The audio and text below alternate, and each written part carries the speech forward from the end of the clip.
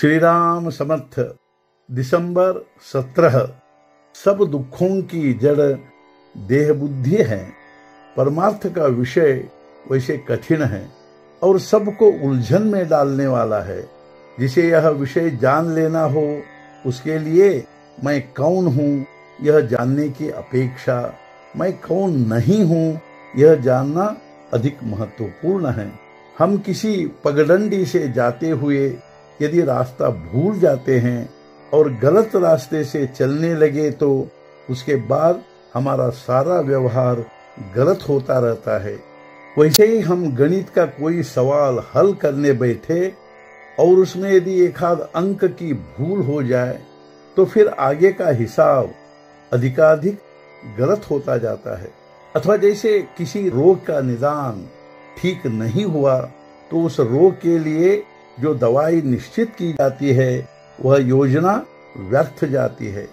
उसी प्रकार मनुष्य के सामान्य गुणों की जानकारी नहीं हुई तो उसके गुणधर्मों पर आधारित परमार्थ का मार्ग जानना भी बहुत कठिन हो जाता है। हम आनंद में रहे, सदा आनंद का वातावरण हो, ऐसा सभी को लगता है। यह हुआ पहला गुणधर्म।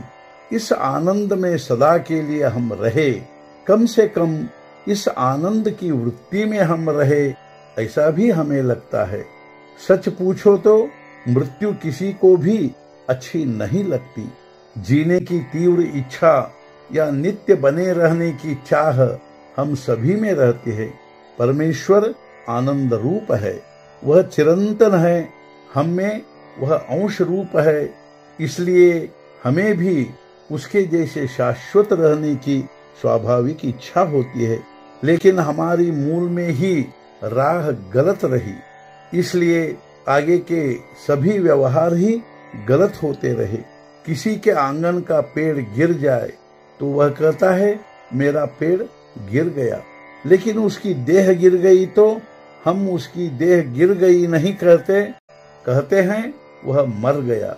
यानी आरंभ में भूल यह कि हम अपने को देह ही समझते रहते हैं और उसे अपनी समझकर उससे प्रेम करते हैं। यह पहली भूल है। बाद में इस देह के गुणधर्म अर्थात विकार हम में मिल जाते हैं और हम उन्हीं को बढ़ाते हैं। यह दूसरी भूल। एक बार ये विकार हम में मिल जाते हैं तो उन्हीं को न रोकते हुए जिधर हमें ले जाते हैं उधर उनके पीछे जाते हैं और कभी कभी तो हम अपनी अक्ल भी चरने भेजते हैं या गिरवी रखते हैं। यह तीसरी भूल। इस प्रकार हम भूले करते ही रहते हैं और हमारा जीवन का गणित ही साफ गलत हो जाता है। कोई पेड़ काटना हो तो पहले उसकी शाखाएं काटी जाती है और फिर उसका तना काटते हैं। उसी प्रकार नीति धर्म के अनुसार बरतना यानी देह रूपी पेड़ को जो विकार की शाखाएं लगी हैं उन्हें काटना है। दूसरी योजना है सगुण भक्ति की। सगुण भक्ति करनी है तब मनुष्य मात्र क्षण मात्र के लिए क्यों न हो स्वयं को भूल जाता है और कहता है मैं तेरा हूँ। उस भगवान का सदा सहवास केवल नाम से ही होता है। नाम के सहवास में रहने से देह का प्रेम अपने आप नष्ट होता है और देह के कारण जो गृहस्थी या प्रपंच निर्माण किया है उसका प्रेम भी कम होगा। तब साधक को सर्वत्र परमेश्वर ही दिखाई देगा। आज का मुख्य विचार मैं कोई नहीं हूँ, सब कुछ राम ही है और मैं राम का हूँ। इसी मधुर भावना में आनंद से रहो। सद्गुरुनाथ महाराज की जय। जय जय रघुवीर समर्थ।